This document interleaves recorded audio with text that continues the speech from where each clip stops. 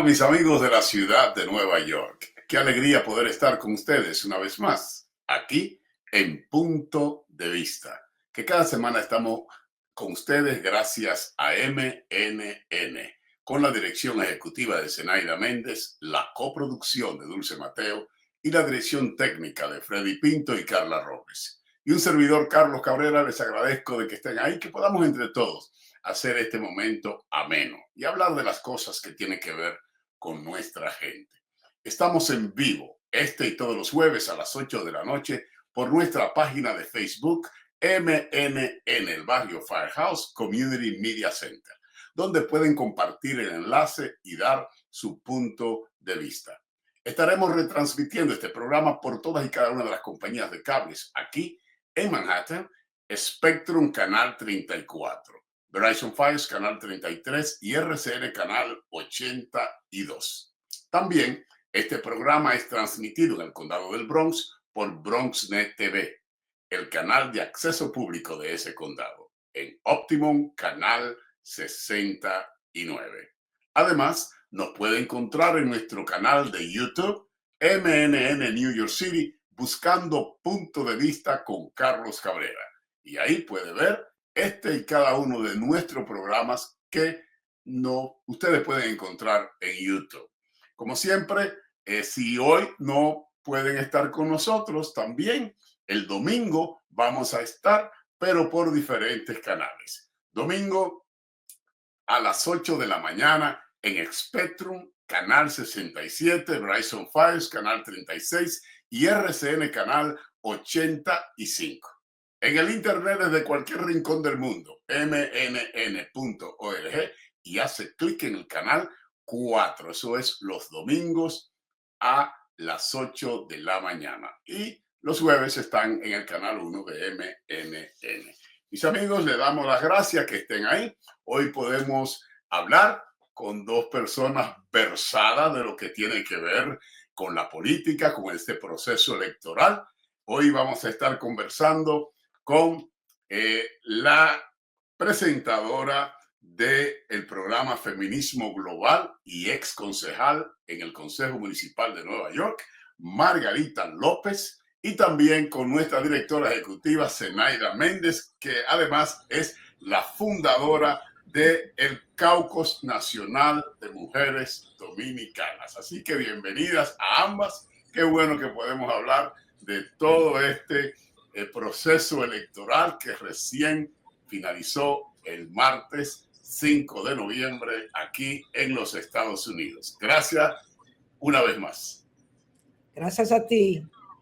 Qué bueno, qué bueno. Y para entrar de una vez, me gustaría que ambas nos puedan dar su impresión respecto a lo que fue este proceso electoral que ha dejado a mucha gente sorprendida y ahí desbalanceada en todos sentidos. La gente que estaban esperando que Kamala Harris se convirtiera en la primera presidenta de los Estados Unidos. Parece ser que nos falta todavía mucho. Dígame, vamos a empezar con Margarita y luego con Zenaida. Buenas noches a todos ustedes y como siempre es fantástico estar contigo y en esta ocasión también tenemos a Zenaida, así que hay una tripleta aquí bien interesante entre nosotros tres. Gracias por haberme invitado. Sí, sí, definitivamente. Bienvenida siempre. Háblanos un poquito a ver de su impresión a lo que ha ocurrido en este torneo, en estas elecciones, que desde el principio fueron tan reñidas. No fue una sorpresa, ¿verdad? Porque cada día veíamos cómo estaban los números dentro del margen de error. Quiere decir que cuando en estadística vemos esto, puede ser que uno o el otro puede ganar. Sí, entiendo esa interpretación con relación a los números, pero quiero recordarte que cuando Hillary corrió contra Donald Trump, en ese momento y en aquel entonces, los números indicaban cosas distintas Sin embargo, al final, Hillary pierde la campaña. Así que los números que proyectan constantemente estos sondeos son números que a uno, pues, ya llega el momento que yo no los puedo creer más. Ahora, con relación a cómo se da la carrera de Kamala Harris, pues mira, tenemos que aceptar y entender que esa candidatura se pone al último momento en lugar y que eso tuvo que ser un factor bien grande en que esta debacle ocurriera. Definitivamente es así. Una diferencia de 2 meses y medio a años de la otra persona haciendo campaña. Además, los medios de comunicación no ayudaron efectivamente.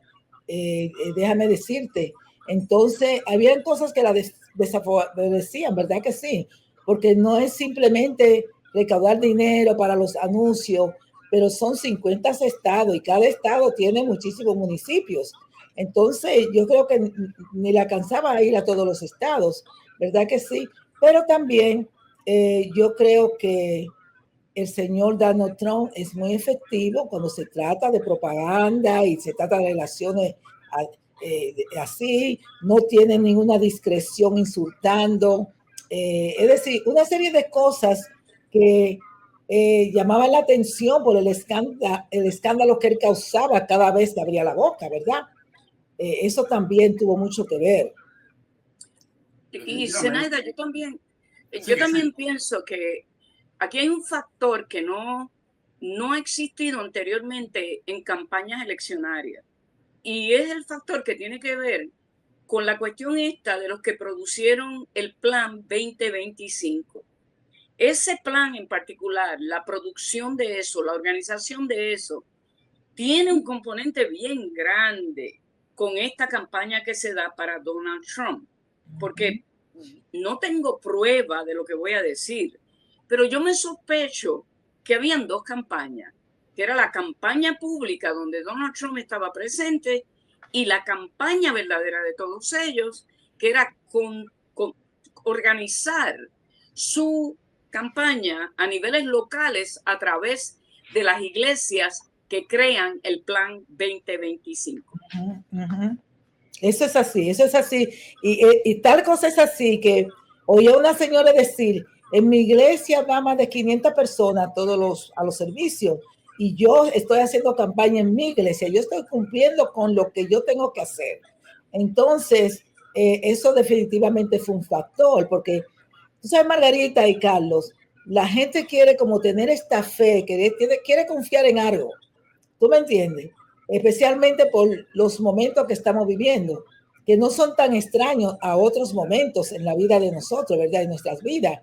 Pero yo creo que el sexismo, el racismo, también tiene mucho que ver con lo que ha sucedido. Todas estas cosas influyen específicamente en la comunidad latinoamericana, donde todavía existe tanto prejuicios, donde también el machismo es tan arraigado a las costumbres, que tú ves que hasta los jóvenes latinos apoyando a Trump, yo misma y muchas mujeres, yo misma me he sorprendido en eso, pero tenemos que ver la crianza, esas creencias que tenemos, tú me entiendes, y tenemos mucho trabajo que hacer para elevar y tal vez poder erradicar ciertas creencias, ¿verdad? Yo creo que la campaña demócrata o el Partido Demócrata debiera revisarse, debiera hacer un autoanálisis, una autocrítica y buscar lo que falló. Porque al final, 100 días duró Kamala Harris, ¿verdad? Entonces, el Partido Demócrata tenía que estar claro las expectativas. O sea, tú tienes que tener estrategas. Entonces, a ver, ¿tú crees que Biden no va a ser el candidato? Entonces, no lleve a incidentar un proceso de primaria donde millones de personas ya habían votado por Biden. Sin embargo, luego un empuje. A mucha gente no le gustaba eso, mucha gente no le gustó eso. Y arriba de eso, no le da el tiempo para madurar la candidatura de quien sea que saliera en esa propuesta, si ustedes no creían que el candidato adecuado, por la razón que fuera, iba a ser Joe Biden. Entonces yo creo que deben revisarse con muchas cosas.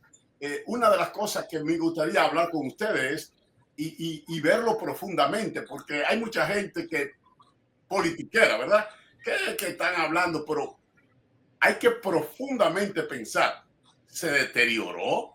¿Se afectó el sistema democrático de los Estados Unidos durante estas elecciones? Y cuando hablo del sistema democrático, estoy hablando exactamente de todas las artimañas que afectan la democracia, que afectan el deseo de la gente. ¿Cómo vamos a concentrarnos en ofensas, en violencia política, en mofarse de la gente, en hacer muchísimas otras artimañas, inclusive injerencia extranjera? Claro. Que todo el mundo sabe cómo Rusia y muchísimos otros estaban ahí activamente a través de las redes sociales con información falsa. Entonces todo esto afecta el sistema democrático y en vez de llevarnos a una combate de ideas, de propuestas. Estamos hablando que si este es la basura, que si el otro es qué sé yo qué cosa. Entonces yo creo que se afectó. Díganme ustedes qué opinión tienen ustedes respecto a cómo quedó el sistema democrático en este proceso. Bueno, definitivamente hubo un momento que colapsó. Cuando yo creo que al ellos empezar en la votación temprano y ellos ver el avalanche de personas votando, empezaron a quemar buzones y tenemos muchos municipios donde se vota solamente por correo. No hay un sitio donde ir a votar. ¿Tú me entiendes?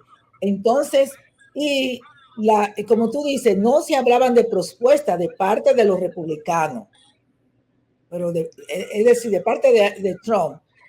¿Tú me entiendes? Se hablaba simplemente y déjame decirte, yo oía horrores de los medios de comunicación acerca de la candidata demócrata, pero cosas muy feas que yo dije, pero ¿qué es esto? ¿Cómo es que una persona que tiene un medio de comunicación profesional va a hablar tantas cosas que uno sabe que no son verdad? ¿Tú me entiendes? Pero como estaba todo el mundo tan enfocado en cierta cosa, en los medios de comunicación latinos, a mí me molestaba que lo único que querían hablar era del aborto. No querían hablar de más nada porque saben, como dice Margarita, como dices tú, que los nacionalistas cristianos, eso era lo que querían hablar. ¿Tú me entiendes? Ellos querían hablar de eso para ya confundir a los demás con las demás cosas. Como nadie habló de cuando Trump estuvo en la presidencia, como dejó el estado de los Estados Unidos debido a la pandemia y cómo cogió Biden en los Estados Unidos. Pues, yo personalmente pienso en algo que me gustaría decir, pero usualmente yo no utilizo ideas o las pongo en el aire donde yo no tenga prueba de ello. Pero en esta ocasión yo voy a hacer eso, porque es una sospecha que yo tengo cuando he estado mirando lo que sucedió. Por tanto, yo voy a decir algo que no tengo pruebas de esto, simplemente es mi sospecha y cómo yo lo veo.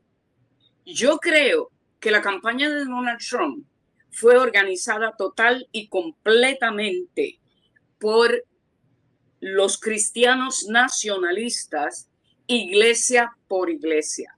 Y yo creo que esa campaña había sido puesta en lugar en un aspecto como privado, donde esa información entraba y salía solamente de todas las iglesias que componen lo que se llama el Plan 2025. Y que desde mi punto de vista, creo que lo que Donald Trump hizo cuando estaba haciendo campaña fue simplemente un teatro para distracción de tanto los medios de comunicación como el pueblo. Y la distracción, como si esto fuera un circo, donde todo el que quiera venir a ver el circo puede venir y va a tener un good time. Porque si tú miras, la campaña de Trump no tenía ninguna sustancia, ninguna.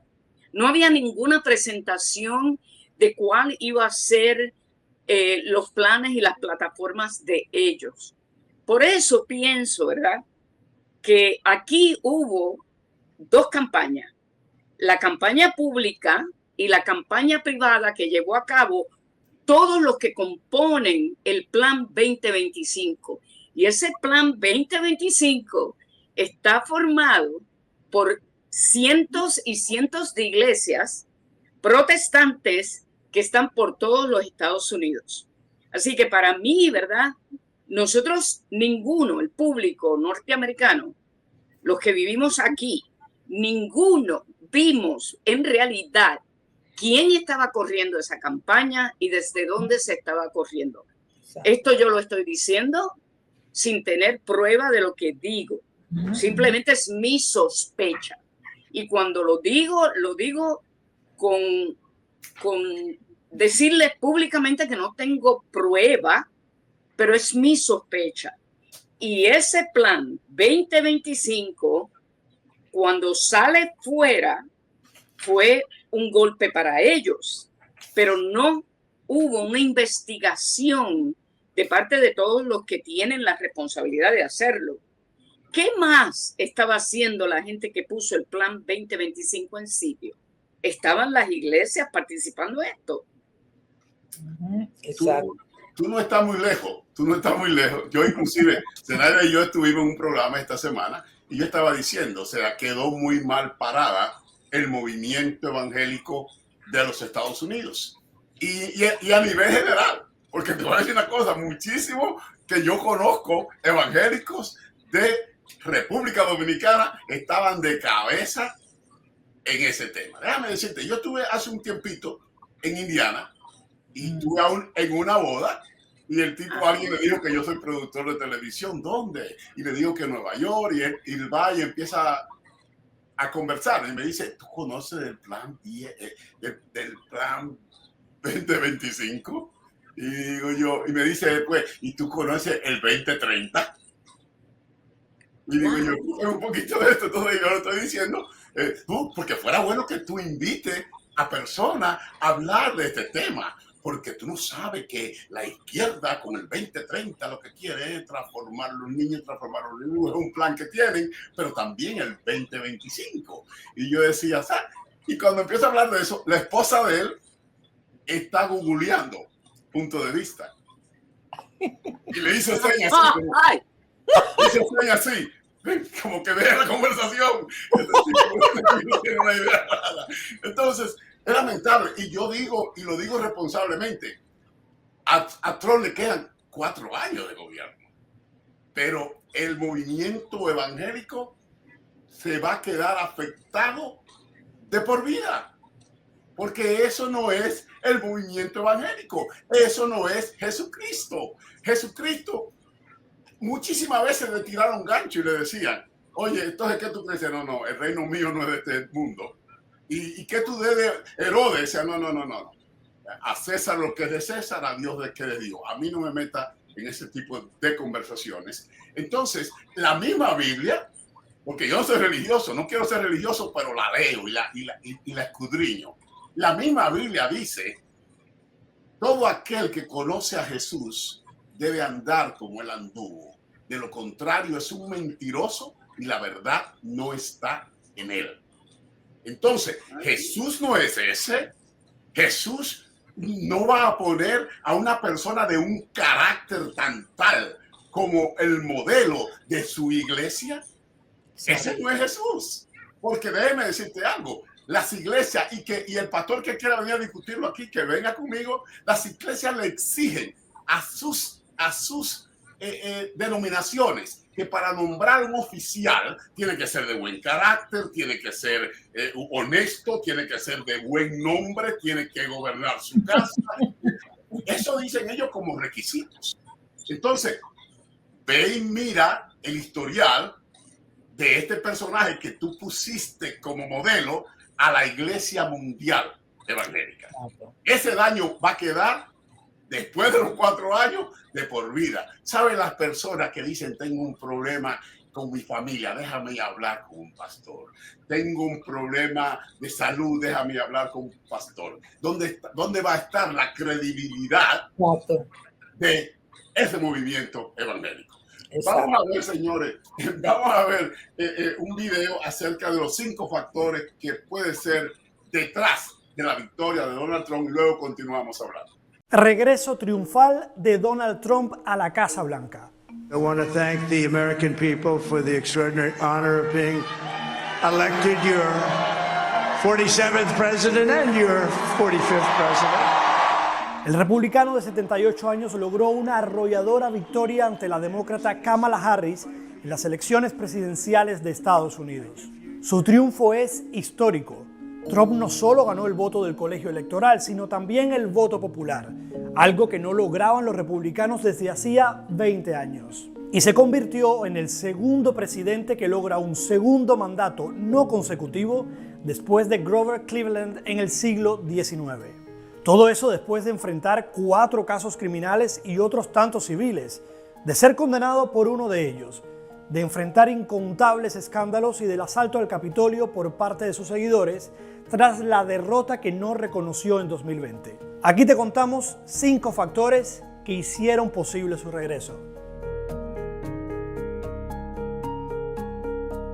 Según encuestas a boca de urna, la economía era uno de los temas más importantes para los votantes republicanos, más que para los demócratas. En la primera mitad del gobierno de Biden, factores como la pandemia o la guerra en Ucrania contribuyeron a que se disparara la inflación al 9,1% en 2022, la máxima en 40 años. Esto provocó medidas como un aumento agresivo de tasas de interés desde la Reserva Federal, subiendo el crédito y las hipotecas.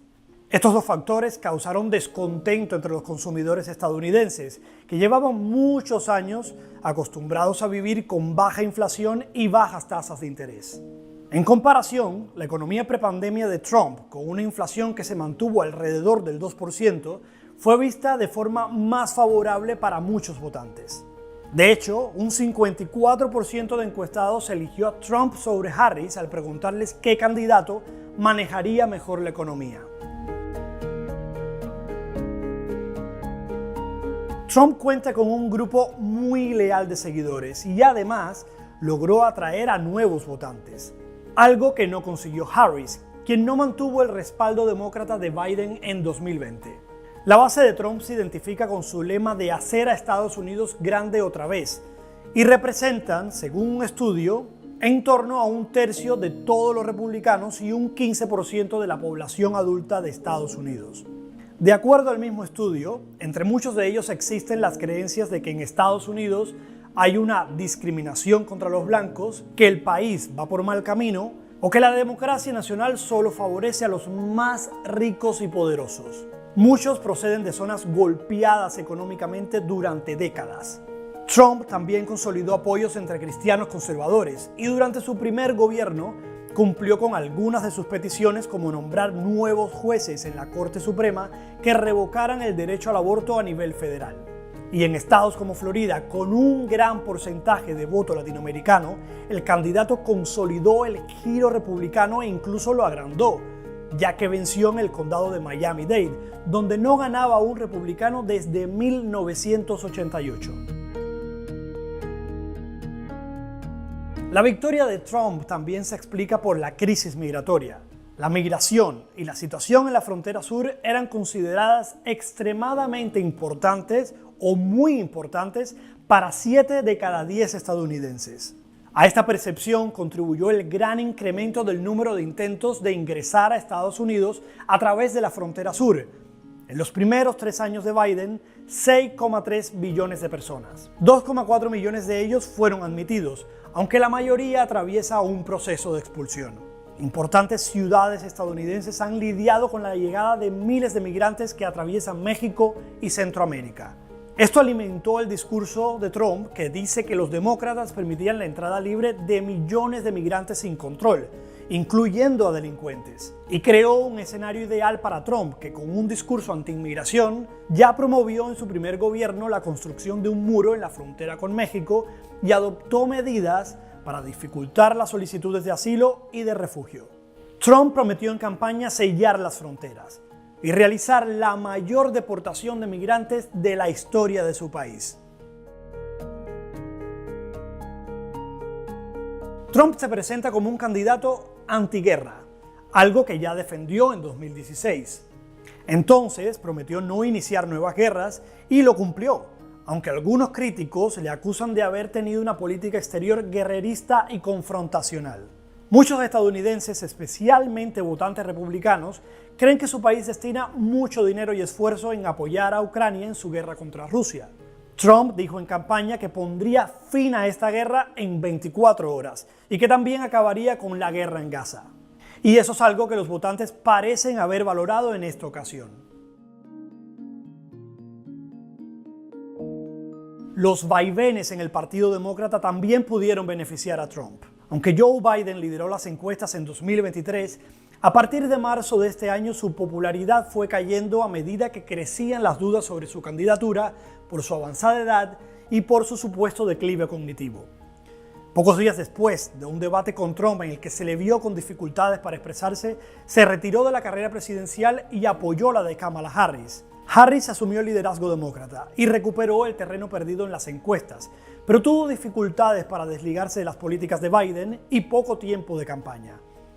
Y es que la demócrata apenas contó con 100 días o unos 3 meses para hacer campaña, en contraste con Trump, que llevaba años haciéndola.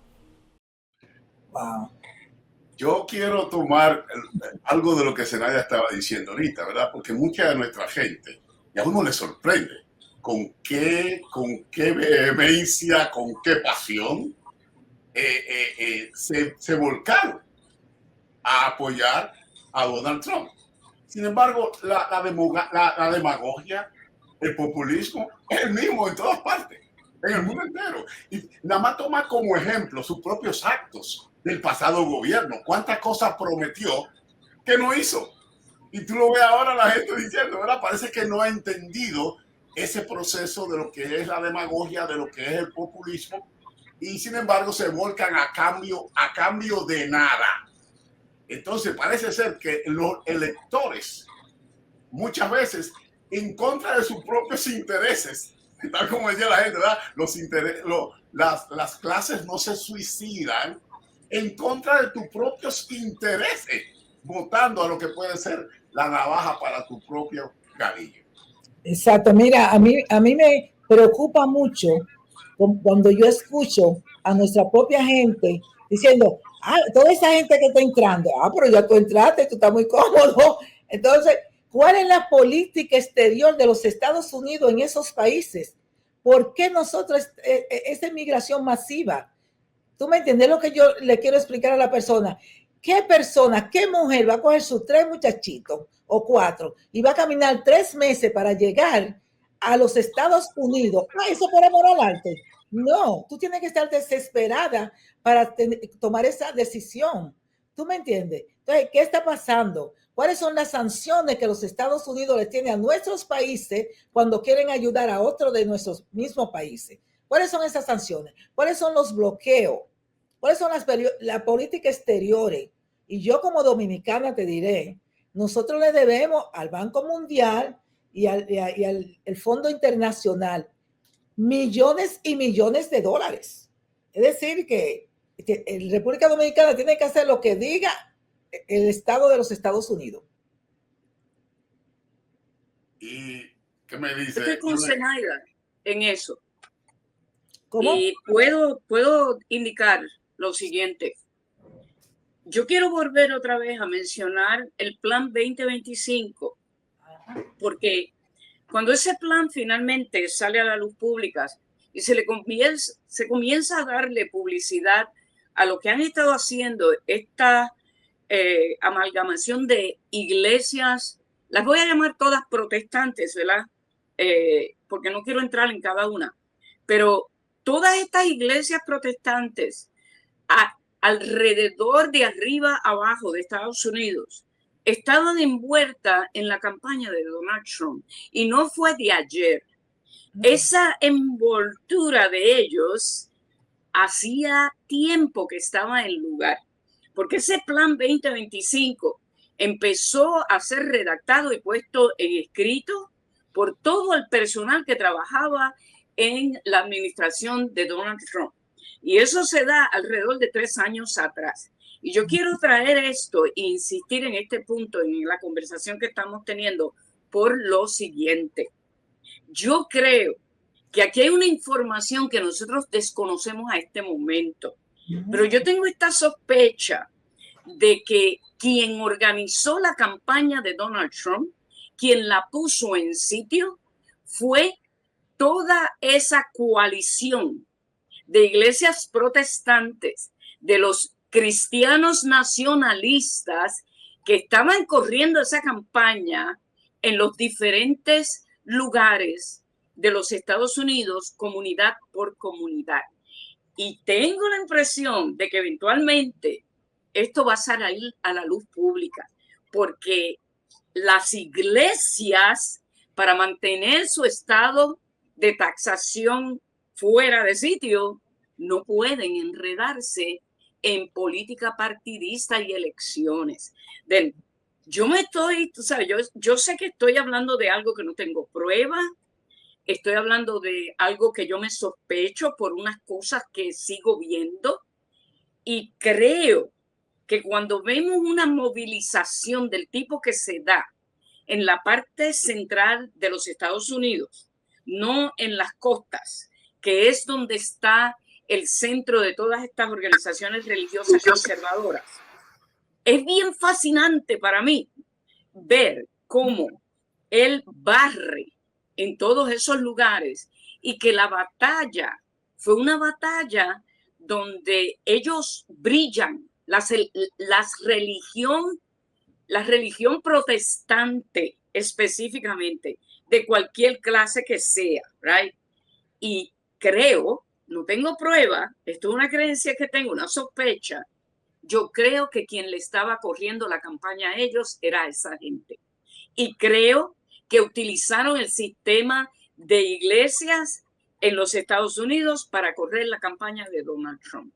Recuerda la conversación, el llamado que él hizo en su discurso. Mis queridos evangélicos que amo tanto, una vez más, esta será la última. Una vez más, voten una vez más, que no va a ser necesario volver a votar. Entonces, tengo un mensaje claro. Sin embargo, vuelve y dice en su discurso de victoria, vuelve y dice, sí, yo no voy a ser un dictador solamente el primer día. Si yo soy dictador el primer día, en un solo día yo puedo cambiarlo todo. Si yo voy a actuar como dictador en un solo día, yo puedo cambiarlo todo en ese solo día.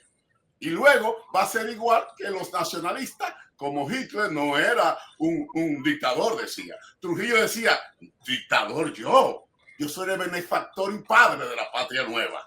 Ese es el nombre. Entonces, hay que tener cuidado con eso. Entonces, vamos a ver, para que continuemos, la brecha de género entre Harry y Trump, los récords que presentó estas elecciones. Veamos. El voto latino, como ya nos lo dijo Cristina Londoño, impulsó el triunfo de Trump a tal punto que incluso superó el respaldo histórico que los hispanos le habían dado a Bush hace 20 años. Pero esto no fue igual entre hombres, mujeres y jóvenes. Por eso vamos con Rogelio Moratagle, quien tiene una radiografía de estos votantes. Rogelio, adelante. Ahora, buenas noches. Pues sí, vamos a hacer la disección de cómo fue el triunfo de Donald Trump en los diferentes grupos. Vamos a comenzar hablando de los hombres, que representan el 47% de los votos totales en los Estados Unidos, las mujeres el 53%. Vean, los hombres, el 55% votó por el candidato del Partido Republicano, o sea, por Trump, mientras que las mujeres se inclinaron un poco más por Kamala Harris. Pero vamos a ver lo que sucedió con los hombres blancos. Ellos tuvieron un voto más abrumador a favor de Donald Trump, con el 60% 46% votando por el candidato republicano, mientras que las mujeres blancas también tuvieron una mayoría del voto para Donald Trump. En este sentido, pues estuvieron al parejo hombres y mujeres blancos. Pero vamos a ver lo que sucedió con los latinos, que representan el 12% del voto total. Miren cómo la mayoría, en general, o sea, tomando en cuenta hombres y mujeres, votaron por Kamala Harris, pero cuando hablamos de los hombres latinos, por primera vez en 5 elecciones, la mayoría votó por Donald Trump. El 55% votó por el candidato republicano. No pasaba, repito, desde hace 5 elecciones. Y entre las mujeres latinas, sí, ahí hubo una mayor preferencia por Kamala Harris de un 60%, mientras que los jóvenes, ustedes pueden ver la cifra, el 54% votó a favor de Kamala Harris. Vamos a ver cómo se traduce también esto en cuanto a los latinos en otras elecciones, ¿no? En los años, para que vean ustedes cómo ha ido perdiendo, cómo ha ido erosionando el Partido Demócrata con relación al voto de los hombres hispanos. Miren aquí, en 2012, cuando fue la reelección de Barack Obama, el respaldo era del 65%, vean cómo va disminuyendo hasta llegar al 45%, o sea, 20 puntos porcentuales perdió de respaldo el Partido Demócrata entre los hombres latinos, para que vean ustedes algo que es significativo y que por supuesto contribuyó a que ayer Donald Trump consiguiera este triunfo. Increíble, ¿verdad? Me trae a colación un libro que yo leí hace años, de El varón domado. ¿Cómo podemos ver ahí el prototipo de cómo nos domaron a los latinoamericanos? Porque en la mente de ellos no va a pensar votar por una mujer. Igualmente que ha sido por años el voto del hombre blanco de los Estados Unidos, que no tolera imaginarse ni que sea blanca ni que sea. Ustedes vieron el caso con Hillary. Dígame ustedes acerca de estos números. ¿Hiciste la pregunta a mí o a No, Zenaida? es una conversación, sí. Oh, ok. Pues, Zenaida, siempre te doy No, el bueno, espacio. mira, es muy interesante, y es como yo dije al principio, el machismo, y no te olvides también del sexismo y el racismo entre nosotros los latinos todavía.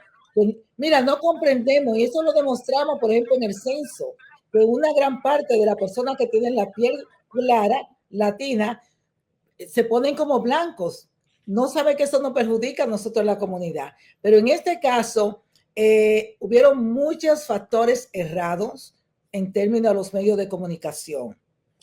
Yo que me la pasaba viendo, que estaban diciendo diferentes canales, que estaban diciendo, y todavía anoche, que yo estuve en un evento aquí en el Alto Manhattan, todavía había personas, un periodista discutiéndome a mí que Make America Great Again, lo que quiere decir volver otra vez al trabajo, a buscar más comodidad. Yo dije, pero no, estamos hablando de volver al 1776, a los 1800. Eso es lo que estamos hablando. Es decir, que ellos, cada uno lo interpretó a como le convenía, toda esta cosa, pero es una lástima, como he mencionado últimamente, tenemos que hacer muchos análisis de lo que ha sucedido, y yo creo que el mejor análisis va a ser después de enero. Dice Carla ahí que yo escuché a un señor decir que él no votaba por la mujer porque una mujer no puede ser presidenta de un país de primer mundo. Y no solamente eso, Carla. Yo estaba mirando una presentadora, mujer, una presentadora de un canal de televisión en la República Dominicana, diciendo, ¿tú te imaginas un país como Estados Unidos que vaya a un cónclave internacional y cómo van a respetar a una mujer? Oye. Dulce y yo quitamos el canal de una vez. Y saliendo de una mujer periodista. Entonces, ese es el problema que nosotros estamos enfrentando. Primero, lo que Zenaida acaba de decir, el racismo. El racismo, y aparte del racismo, el sexismo.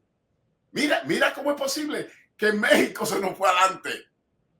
Y todavía Estados Unidos, por primera vez en la historia desde Washington, que se atrevió a elegir una vicepresidenta mujer. Primera vez. No, y como decía Margarita en uno de los programas esta mañana, que el Partido Demócrata le ha dado la oportunidad a las mujeres y el pueblo lo ha rechazado. Háblate un poquito más de eso, porque me gustó ese análisis que tú hiciste esta mañana con Edith Febles, o ayer en la mañana. La verdad que cuando yo estoy mirando lo que sucedió con todo este asunto del Plan 2025 y la campaña de Donald Trump y el error táctico que comete el Partido Demócrata de cambiar candidato para la presidencia casi 3 meses antes de que ese proceso fuera a ser, ocurriera. Yo quiero traer eso porque yo pienso, ¿verdad?, que el issue del aborto, que fue un issue central para todas las mujeres en los Estados Unidos, sea la que lo favorecía o sea la que lo oponía. Y eso nosotros lo vimos a través de todos los 4 años que Biden estuvo en oficina. Cuando se coge y se cambia la decisión con relación al derecho a la mujer al aborto, ese issue fue candente antes de que la Corte Suprema lo decidiera y continuó a través de los 4 años que estuvo Biden en oficina.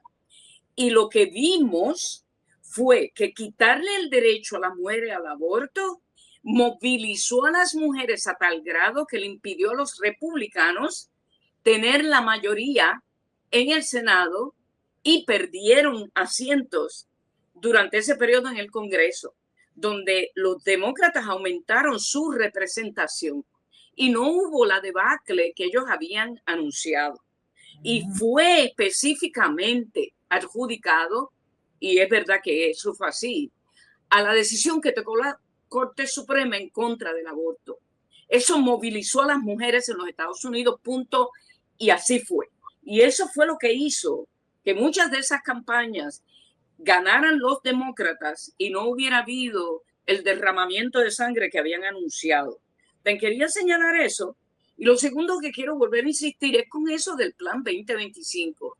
Yo estoy bien fascinada con eso, porque yo entiendo que nos vamos a enterar eventualmente si los periódicos hacen la investigación.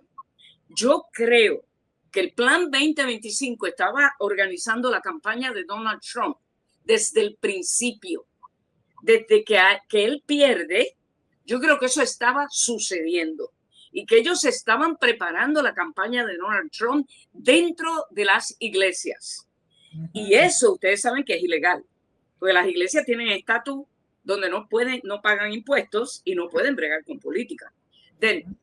Yo creo que todos nosotros, debemos estar tratando de averiguar con relación a esto que yo acabo de decir lo más que podamos para clarificar cómo es que eso ocurre, cuál fue su impacto en la elección, porque para mí, ¿verdad?, lo que hizo el Partido Demócrata de sustituir el candidato a última hora, para mí eso fue un error táctico brutal para mí. Y lo segundo, que yo no entiendo por qué ellos no sabían del Plan 2025 y no lo anunciaron mucho antes, los demócratas. No lo entiendo cómo no lo sabían. Exacto. Y pues les tiro eso ahí porque es algo que me tiene a mí curiosa de yo poder saber de dónde sale esto y por qué se manejó de la manera que se manejó. Vamos ahora a ver un segmento de cuando Harris aceptó su derrota en las urnas. A los jóvenes que están observando, los amo también. A los jóvenes que están observando, está bien sentirse triste o decepcionado, pero sepan que va a estar bien. Durante la campaña decía frecuentemente que cuando luchamos ganamos. Pero aquí pasa algo. A veces la lucha toma algo de tiempo. Eso no significa que no vayamos a ganar. Eso no significa que no vayamos a ganar. La parte importante es que nunca debemos rendirnos. Nunca nos rindamos. Nunca dejemos de intentar de hacer que el mundo sea un mejor lugar. Ustedes tienen poder. Ustedes tienen poder. Nunca escuchen a alguien que les diga que algo es imposible porque nunca haya sido hecho antes.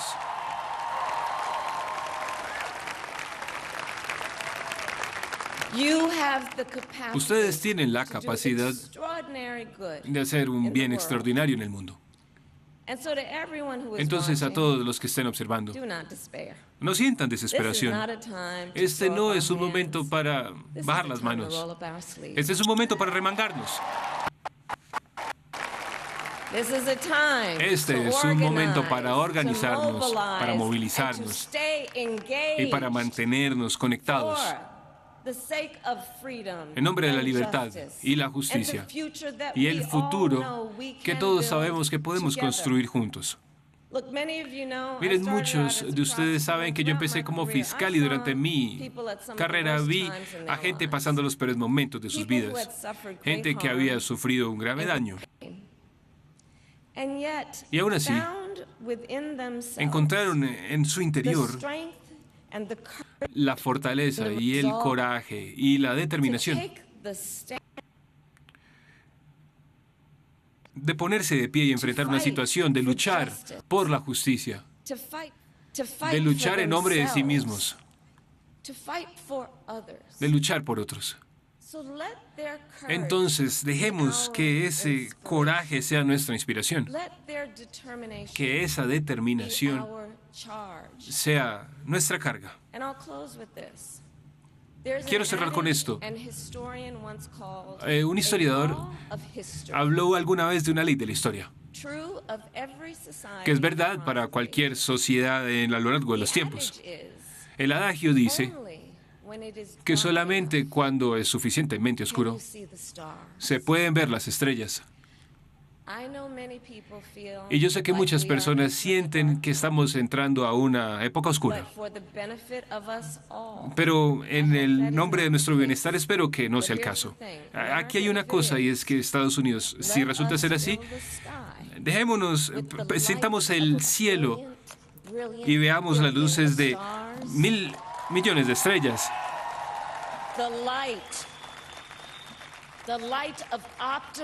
La luz del optimismo, de la fe, de la verdad y del servicio.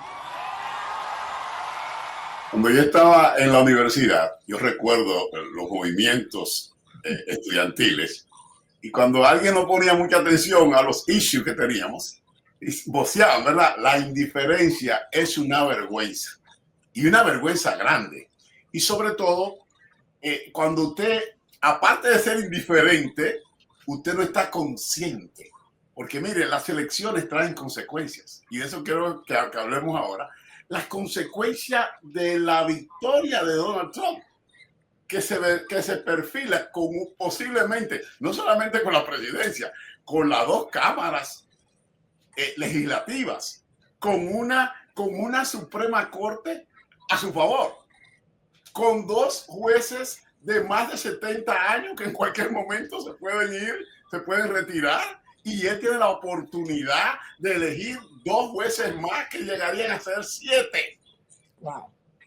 Entonces, hablemos de eso, señores, de las consecuencias que trae esta victoria para el pueblo de Estados Unidos, para las mujeres, para los derechos de los diferentes sectores, los trabajadores.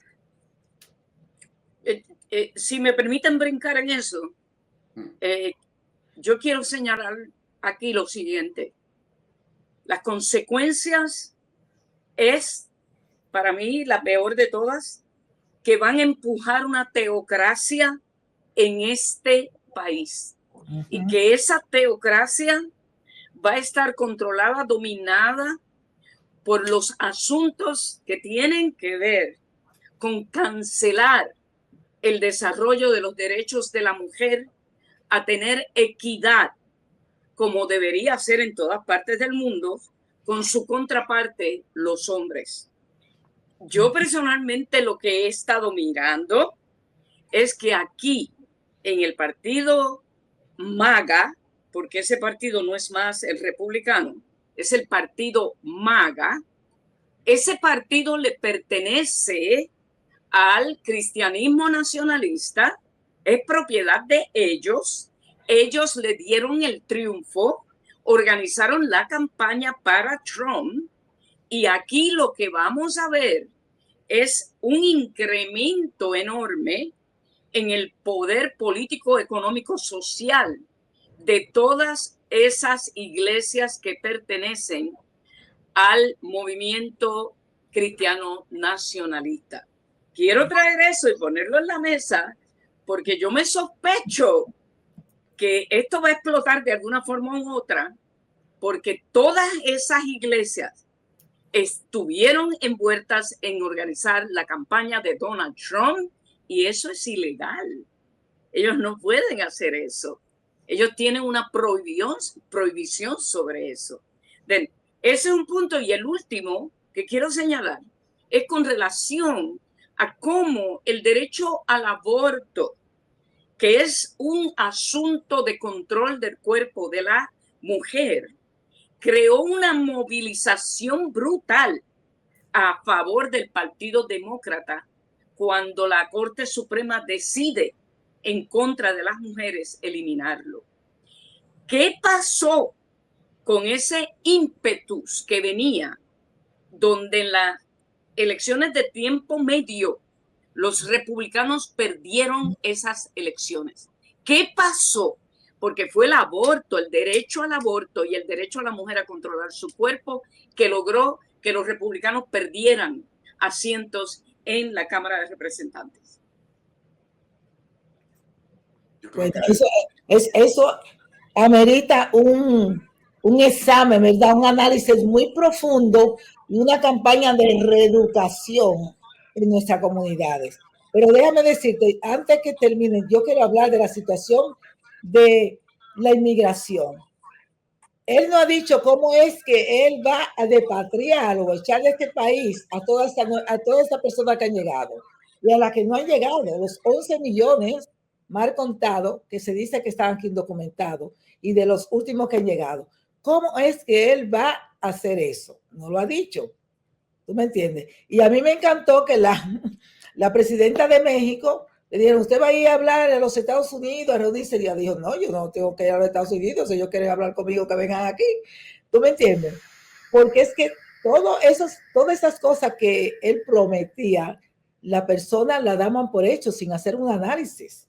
Y eso es lo que, y como tú dices, las evidencias se van a ver muy pronto. Desde el 20 de enero se van a empezar a ver las evidencias de toda esta conversación que estamos teniendo aquí, que muy pocas personas están teniendo esta clase de conversación, que nosotros, Manhattan Neighborhood Network, Punto de Vista, el Femenino Global y una serie de programas que tenemos aquí, estamos hablando de eso desde hace meses y meses.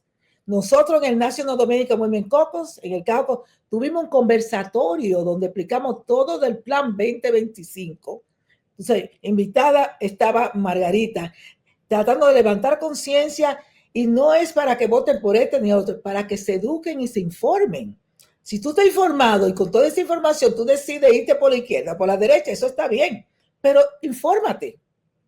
Y es más de demagogia y de populismo, porque yo me pongo, a veces me da esta vergüenza ajena cuando dicen, mira, que esto es Biden, esas caravanas. Y entonces cuando él tenía el problema con las caravanas que tenía en corrales a los inmigrantes, que le quitaba a los niños y se lo apartaba y se lo desaparecía. Entonces, todo eso es parte de que tú, tal como lo que tú acabas de decir, ¿cuánto deportó él? ¿Qué decían ellos? Lo mismo, es que es muy caro, que seguían dando vueltas. Tú estás hablando de más de 60,000 millones de dólares para tú poder deportar las personas que tú estás diciendo que va a deportar. Y aparte de eso, ¿qué va a pasar con la economía? Exacto. ¿Qué va a pasar con la economía? Con la agricultura de este país. ¿Qué va a pasar con la agricultura? Aquí mismo en Nueva York, Mira, yo tengo una jovencita que ahora consiguió un trabajo nuevo porque habla español perfectamente y es socióloga. ¿Y para dónde la mandaron? Upstate New York, porque tienen más de 400 personas, familias, trabajando allí en la finca y necesitamos una persona que lo ayudara a hablar español. Y con permiso legal de trabajo, Eric Adams, este alcalde, le ha dado más de 300,000 permisos de trabajo a los recién llegados. Ellos no creían que iban a ir para una oficina a trabajar, no, a sembrar para el Alto de Nueva York. Yo creo que definitivamente si la gente no sabe, ni siquiera sabe a veces por qué. ¿Por qué? Tú tienes que aprender con cada movimiento que tú haces político. Yo recuerdo una vez cuando yo trabajaba en la Unión, ¿verdad? Y un periodista me dijo, oye, pero yo tengo respeto para tu presidente, porque yo tengo entendido que usted tiene 10 días de enfermedad. ¿Por qué está empujando él para 5 días? Para 5 días más. Si usted tiene 10. ¿Y se sabe para qué? Para romper la brecha. Porque nosotros tenemos 10, pero todos los trabajadores de Nueva York tienen nada. Y en eso negoció él para apoyar a Christine Quinn en las primarias, para ponerlo ahí en agenda. Y Nueva York tiene 5 días de enfermedad para todos los trabajadores. Y luego ganó Di Blasio las primarias. ¿Te das cuenta? Uno tiene que aprender a saber qué es lo que me interesa. Qué pena, ¿verdad? Que nuestros electores se llevan de la pasión, se dejan usar del populismo, de la demagogia de los políticos a cambio de nada. Y luego pueden traer nuestras consecuencias. Señores, el tiempo como que vuela, el tiempo vuela y podemos todavía... Sí, así que señores, yo le agradezco a ustedes grandemente que habían estado con nosotros en este conversatorio y que no sea la última vez. Así es, bueno, yo creo que cada 3 meses debemos de hacer este junte para hacer análisis de cómo van las cosas. Gracias a Margarita. Entonces, no quiero que Dulce se me moleste, pero yo contigo voy a donde tú me pidas, cariño mío. Gracias a ustedes, señores. Gracias a MNN que hace posible este programa, Zenaida Méndez, nuestra directora ejecutiva, Dulce Mateo, coproductora, y la dirección técnica de Freddy Pinto y Carla Robles. A ustedes todos, gracias. Será pues hasta entonces.